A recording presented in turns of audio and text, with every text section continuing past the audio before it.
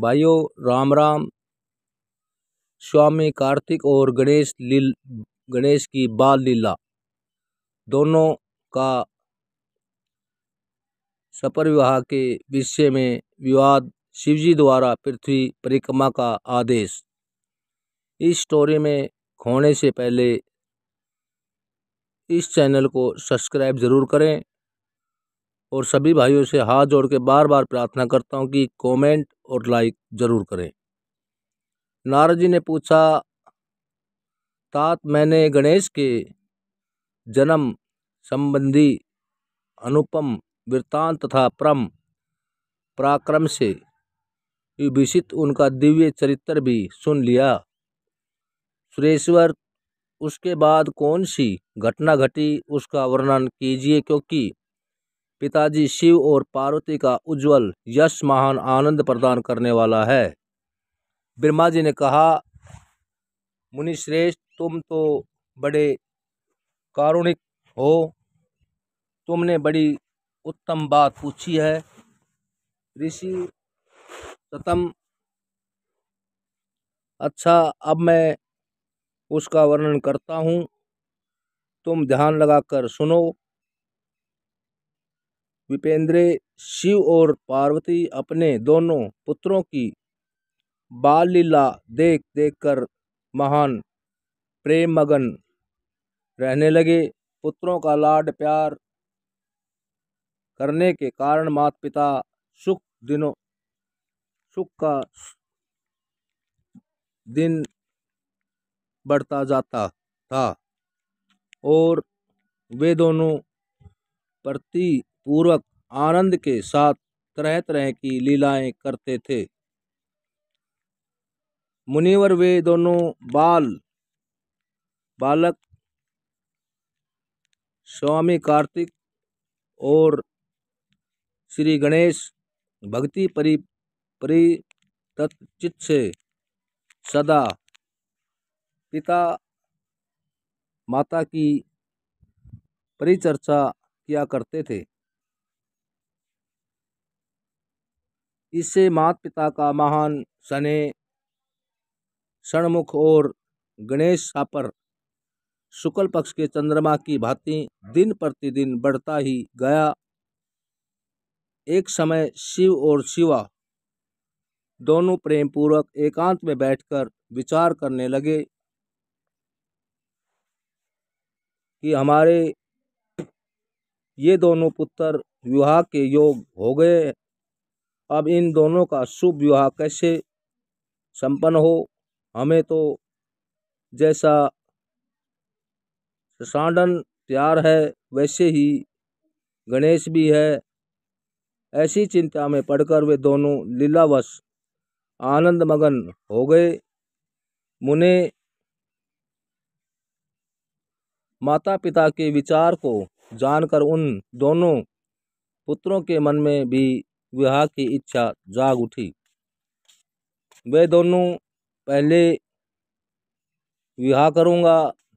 मैं विवाह करूंगा यूँ बार बार कहते हुए परस्पर विवाद करने लगे। तब जगत के आदेश्वर वे दोनों दंपत्ति पुत्रों की भांति सुनकर लौकिक आचार का आश्रय ले परम विषय को प्राप्त हुए। कुछ समय बाद उन्होंने अपने दोनों पुत्रों को बुलाया और उनसे इस प्रकार कहा, शिव पार्वती बोले, पुत्रों, हम लोगों ने पहले से ही एक ऐसा नियम बना रखा है जो तुम दोनों के लिए सुखदायक होगा। अब हम यथार्थ रूप से उनका वर्णन करते हैं, तुम लोग प्रेम पूर्वक सुनो। प्यारे बच्चों, हमें तो तुम दोनों पुत्र समान ही प्यारे हो, किसी पर विशेष प्रेम हो ऐसी बात नहीं है।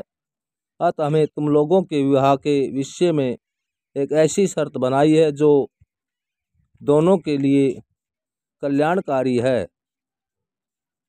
वह शर्त यह है कि जो सारी पृथ्वी की परिक्रमा करके पहले लौट आएगा उसी का शुभ विवाह पहले किया जाएगा। ब्रह्मा जी कहते हैं कि मुने, माता पिता की यह बात सुनकर सर्जन्मा महाबली कार्तिकेय तुरंत ही अपने स्थान से पृथ्वी की परिक्रमा करने के लिए चल दिए, परंतु अगाध बुद्धि संपत्तर गणेश वहीं खड़े रह गए। वे अपनी उत्तम बुद्धि का आश्रय से बारंबार मन में विचार करने लगे कि अब मैं क्या करूं, कहाँ जाऊं। परिक्रमा तो मुझसे हो ही नहीं सकेगी, क्योंकि कोस भर चलने के बाद आगे मुझसे चला नहीं जाएगा। फिर सारी पृथ्वी की परिक्रमा करके मैं कैसे सुख प्राप्त करूंगा।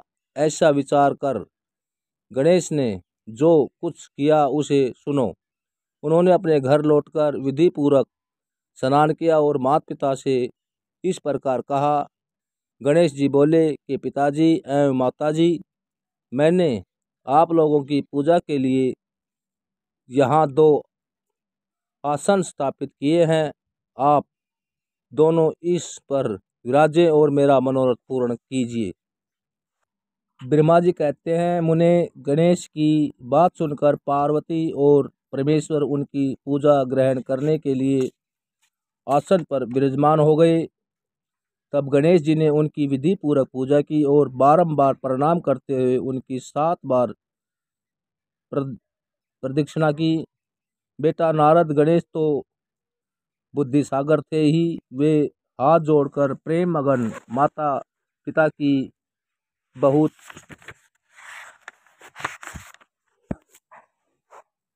प्रकार से स्तुति करके गणेश जी ने कहा कि हे माताजी तथा हे पिताजी, आप लोग मेरी उत्तम बात सुनिए और शीघ्र ही मेरा शुभ विवाह कर दीजिए। ब्रह्मा जी कहते हैं, मुने महात्मा गणेश का ऐसा वचन सुनकर वे दोनों माता पिता महाबुद्धिमान गणेश से बोले। शिव ने कहा, बेटा तू पहले कानों सहित इस सारी पृथ्वी की परिक्रमा तो कर आ। कुमार गया हुआ है, तू भी जा और उसे पहले लौट कर आ, तब तेरा विवाह पहले कर दिया जाएगा। ब्रह्मा जी कहते हैं कि मुने नियम प्रयाण गणेश माता पिता की ऐसी बात सुनकर कुपित हो तुरंत बोल उठे। गणेश जी ने कहा कि हे माताजी तथा पिताजी, आप दोनों सर्वश्रेष्ठ धर्म रूप और महान बुद्धिमान है। अतः धर्मानुसार मेरी बात सुनिए। मैंने 7 बार पृथ्वी की परिक्रमा की है, फिर आप लोग ऐसी बात क्यों कह रहे हैं। ब्रह्मा जी कहते हैं कि मुने शिव पार्वती तो बड़े लीलानंदी थे ही ठहरे। वे गणेश का कथन सुन लौकिक गति का आश्रय लेकर बोले। शिव पार्वती ने कहा, पुत्र तूने समुद्र प्रत्यन विस्तार वाली बड़े बड़े कानों से युक्त इस संपत्तिधिपति विशाल पृथ्वी की परिक्रमा कब कर ली। ब्रह्मा जी कहते हैं मुने, जब शिव पार्वती ने ऐसा कहा तब उसे सुनकर महान बुद्धिमान गणेश बोले। गणेश जी ने कहा, माताजी एवं पिताजी, मैंने अपनी बुद्धि से आप दोनों शिव पार्वती की पूजा करके प्रदक्षिणा कर ली है। अतः मेरा समुद्र प्रयत्न पृथ्वी की परिक्रमा पूरी हो गई है। धर्म के संग्रहभूत वेदों और शास्त्रों में जो ऐसा वचन मिलते हैं वे सत्य है अथवा असत्य। वे वचन है कि जो पुत्र माता पिता की पूजा करके उनकी प्रदक्षिणा करता है उसे पृथ्वी परिक्रमा जनिक फल सुलभ हो जाता है। जो माता पिता को घर पर छोड़कर तीर्थ यात्रा के लिए जाते हैं वह माता पिता की हत्या से मिलने वाले पाप का भागी होता है, क्योंकि पुत्र के लिए माता पिता का चरण सरोज ही महान तीर्थ है। अन्य तीर्थ तो दूर जाने पर प्राप्त होते हैं, परंतु धर्म का साधन भूत ये तीर्थ तो पास में ही सुलभ है। पुत्रों के लिए माता पिता और स्त्री के लिए पति, ये दोनों सुंदर तीर्थ घर में ही वर्तमान है। ऐसा जो वेद शास्त्र निरंतर उद्घोषित करते रहते हैं, उसे फिर आप लोग असत्य कर दीजिए, और यदि वह असत्य हो जाएगा तो निसंदेह वेद भी असत्य हो जाएगा, और वेद द्वारा वर्णित आपका यह स्वरूप ही झूठा समझा जाएगा। इसलिए या तो शीघ्र ही मेरा शुभ विवाह कर दीजिए, अथवा यूँ कह दीजिए कि वेद शास्त्र झूठे हैं, आप दोनों धर्म रूप हैं। अत भली भांति विचार करके इन दोनों में जो परमोत्तम प्रतीत हो उसे पर्यंत पूर्वक करना चाहिए। ब्रह्मा जी कहते हैं, मुने तब जो बुद्धिमानों श्रेष्ठ उत्तम बुद्धिमान संपत्तर तथा महान ज्ञानी है, वे पार्वती नंद गणेश इतना कहकर चुप हो गए। उधर वे दोनों पति पत्नी जगदीश्वर शिव पार्वती गणेश के वचन सुनकर परम विस्मित हुए। तदंतर वे यथार्थ भाषी एवं अद्भुत बुद्धि वाले अपने पुत्र गणेश का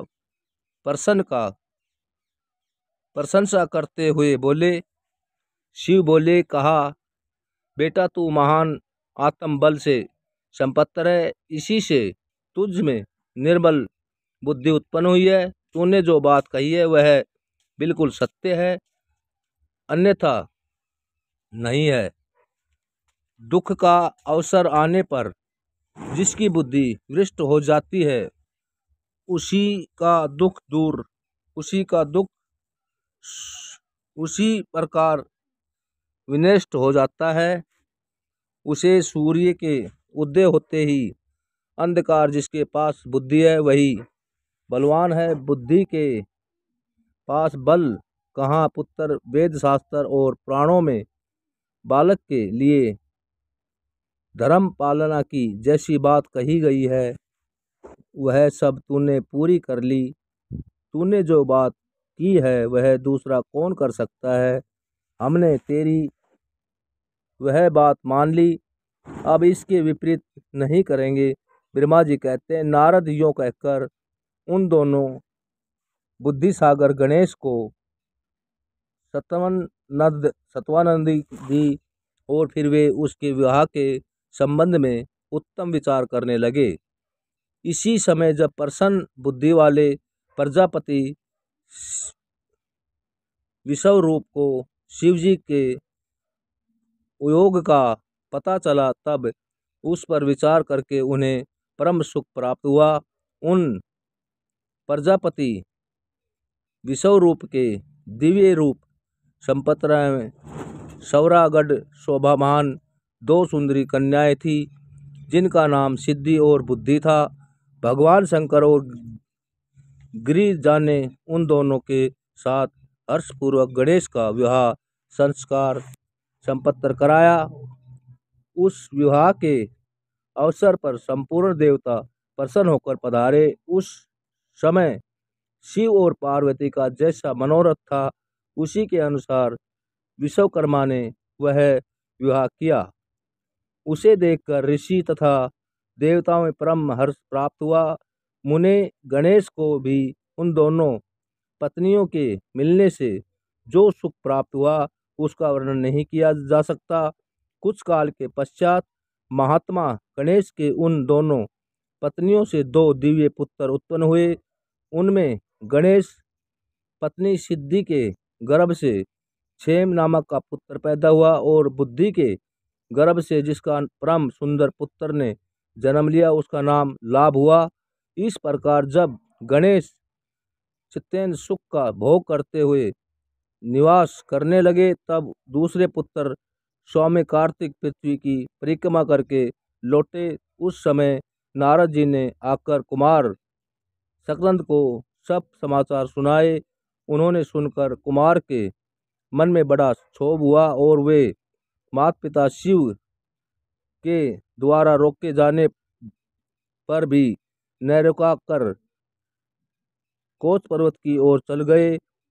देवऋषि उसी दिन से शिवपुत्र स्वामी कार्तिक कुमारत्व कुआरापन प्रसिद्ध है हो गया। उनका नाम त्रिलोकी में विख्यात हो गया। वह शुभदायक, सवरा, पापहारी, पुण्य में और उत्कृष्ट ब्रह्मचारी की शक्ति प्रदान करने वाला कार्तिक की पूर्णिमा को सभी देवता, ऋषि, तीर्थ और मुनिवसर सदा कुमार का दर्शन करने के लिए क्रोच पर्वत पर जाते हैं। जो मनुष्य कार्तिक की पूर्णिमा के दिन कृत्तिका नक्षत्र योग होने पर स्वामी का कार्तिक दर्शन करता है, उसके संपूर्ण पाप नष्ट हो जाते हैं और उसे मनोवांछित फल की प्राप्ति होती है। इधर शकनंद का बिछोहा हो जाने पर उमा को महान दुख हुआ। उन्होंने 3 भाव से अपने स्वामी शिवजी से कहा, प्रभु आप मुझे साथ लेकर वहां चलिए। तब प्रिय को सुख देने के लिए निमित्त समय भगवान शंकर अपने एक अंश से उस पर्वत पर गए और सुखदायक मल्लिकार्जुन नामक ज्योतिर्लिंग के रूप से वहां प्रतिष्ठित हो गए। वे सत्य पुरुषों की गति तथा अपने सभी भक्तों के मनोरथ पूर्ण करने वाले हैं। वे आज भी शिव के सहित उस पर्वत पर विराजमान हैं। बेटा नारद वे दोनों शिव भी हैं।